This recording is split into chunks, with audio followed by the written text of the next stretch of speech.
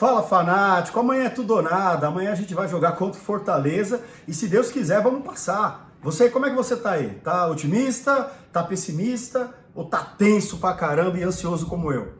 Vamos falar nesse vídeo aqui da provável escalação, como que a gente deve enfrentar esse Fortaleza e também tem uma coisa que eu queria conversar com vocês. Será que o Rogério Ceni está fazendo mesmo sombra no cargo de técnico do São Paulo? Será que o Crespo está correndo um risco na sua, digamos, até então estável posição? Vamos falar a respeito disso e vamos embora pro vídeo.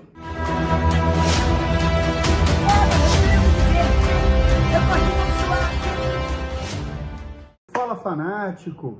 Pessoal, olha só, a partida de amanhã vale tudo pro São Paulo na Copa do Brasil, todo mundo sabe, passando de fase o São Paulo vai ganhar aproximadamente 7 milhões de reais, a diretoria está babando, torcendo por esse tipo de classificação, porque o São Paulo deve muito, né? O São Paulo está muito mal financeiramente, mas existe o outro lado também, o lado esportivo, né? Que é a competição que o São Paulo nunca ganhou.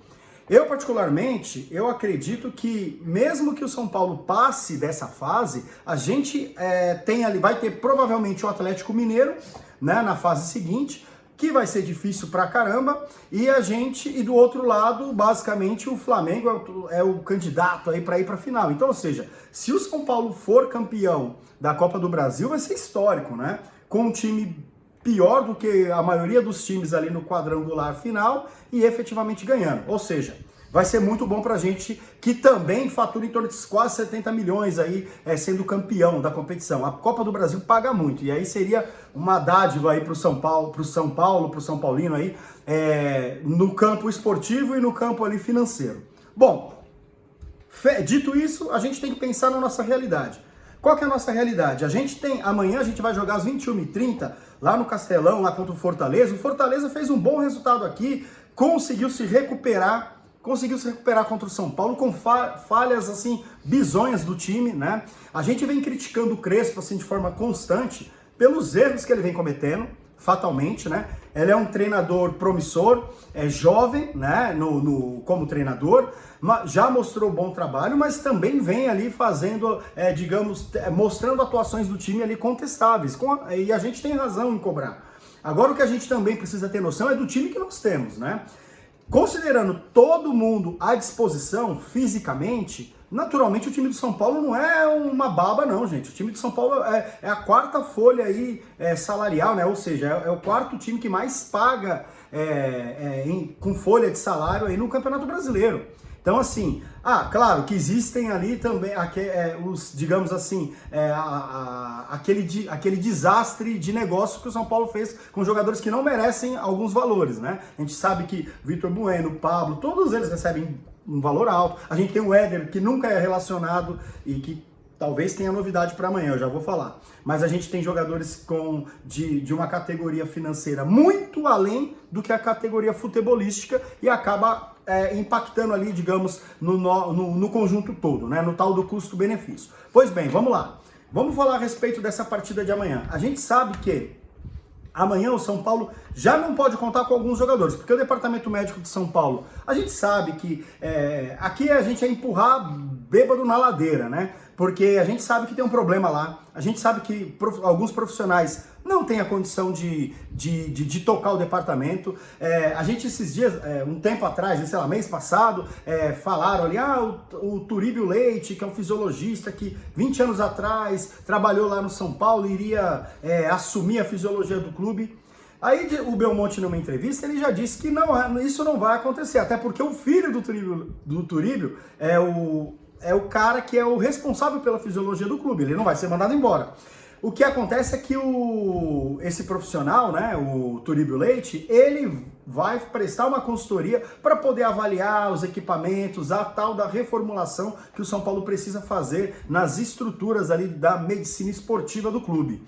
Então, o que acontece? O São Paulo tem que recorrer à ajuda externa, à consultoria externa, para poder fazer o escopo desse projeto e buscar um investidor para esse projeto sair do papel. É o que está acontecendo. E aí, voltando para a nossa realidade, qual que é o reflexo? O São Paulo não recupera ninguém, o São Paulo já está ainda sofrendo com esse tipo de problema, até agora, mesmo com esses 14 dias ali de repouso do time. Tanto que a gente perdeu do Fluminense e o Crespo na coletiva desabafou, dizendo que a gente não recuperou ninguém. Agora, olha que absurdo, a galera ficou lá descansando, né? Ficou fazendo algum treino, alguma coisa do tipo, e era um período justamente para fisioterapia, fisiologia do clube, ir lá e trabalhar de forma intensiva com o elenco, recuperar o elenco, mas não aconteceu. Bom, dessa forma, quem que a gente ainda tem machucado? O Marquinhos sumiu. Né? Sumiu e não é culpa dele, o coitado está uns 40 dias machucado, né? Uma contusão que leva aproximadamente aí 20 dias, né, em qualquer clube aí normal aí do Campeonato Brasileiro. No São Paulo já tem aí em torno de 40 dias. O Marquinhos está machucado ainda. A gente tem a questão do Orejuela, que se contundiu, não estava nem jogando e se machucou, né? O Orejuela tem um azar danado, porque ora é o Batuqueiro que estava na posição, aí ele estava chorando. Aí ora o Igor Vinícius em boa fase, que eu não sei que fase que é essa, né?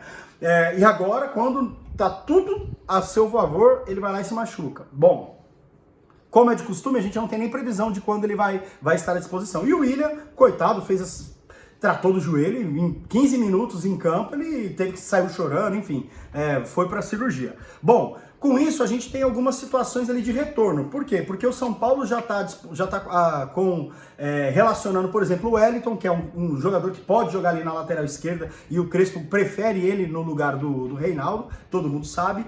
E a gente tem também a provável, né, escalação ali do Arboleda. O Arboleda, que assim, vocês viram lá, né, no jogo do Fluminense, eu até fiz um vídeo e falei que sem o Arboleda em campo, a gente não tira uma bola aérea. E aí eu vou trazer alguns dados para vocês, porque eu vi um tweet do Eduardo Afonso, né, que ele sempre está fazendo a cobertura do São Paulo. Ele colocou alguns números a respeito do Arboleda que são impressionantes. Ele fez o seguinte, olha, das 50 partidas na temporada que o Crespo comandou o time, vamos separar as partidas em que o Arboleda esteve em campo e as que ele não esteve em campo, né, que ele não participou do jogo. Vamos lá.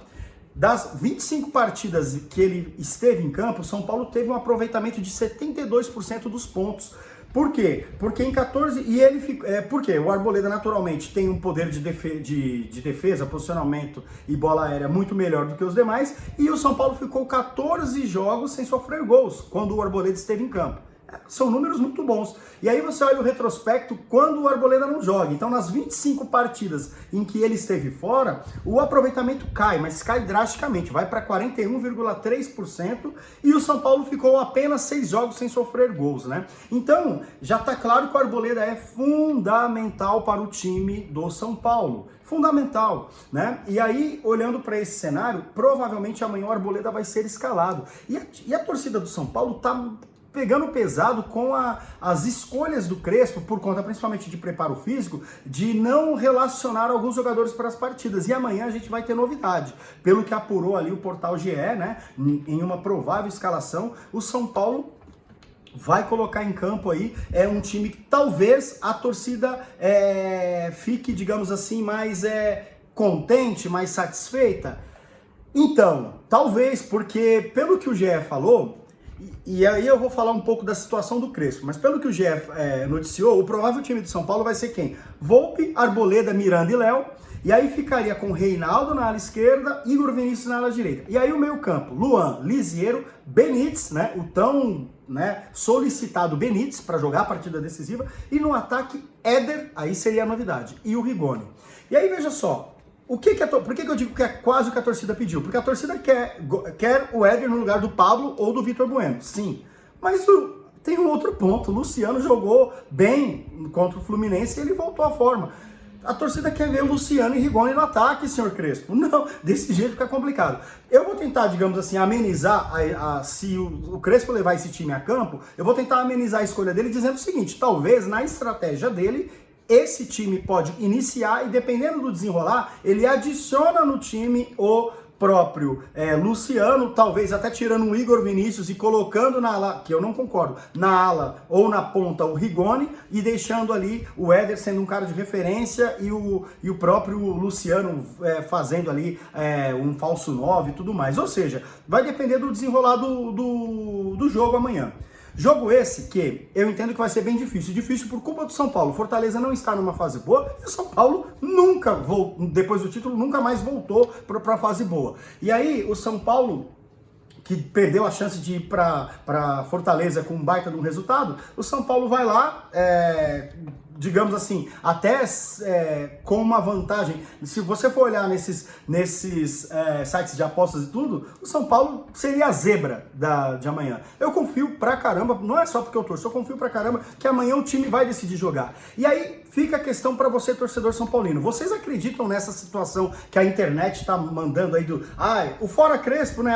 Sempre tem um burburinho aqui, outro acolá, fora Crespo, né? Eu sou dos que lançam a hashtag Fica Crespo. Né? A gente tem que ser coerente no planejamento. A gente critica o planejamento de torcida, de diretoria, e aí o cara que tira da fila, o cara que acertou muito e que está errando sim, mas que tem condições de seguir e ainda tem algumas desculpas a seu favor, né? E contra o time. Quais são as desculpas? Departamento médico, jogadores inúteis, né? Porque, querendo ou não, o material humano, a culpa não é do Crespo. Ele é culpado por escalar. Mas veja só, quando ele não pode contar com o Juan que tá machucado, quando ele não pode contar com os outros atacantes, quando ele não pode contar com o Marquinhos, quando ele não pode contar com o Éder, com o Caleri, que não foi contratado a tempo da Copa do Brasil. Aí ele vai pôr quem? Aí ele tem Pablo, Vitor Bueno. É assim, gente. O time do São Paulo não é um time confiável. Então o Crespo, ele também tá sofrendo para poder montar o time.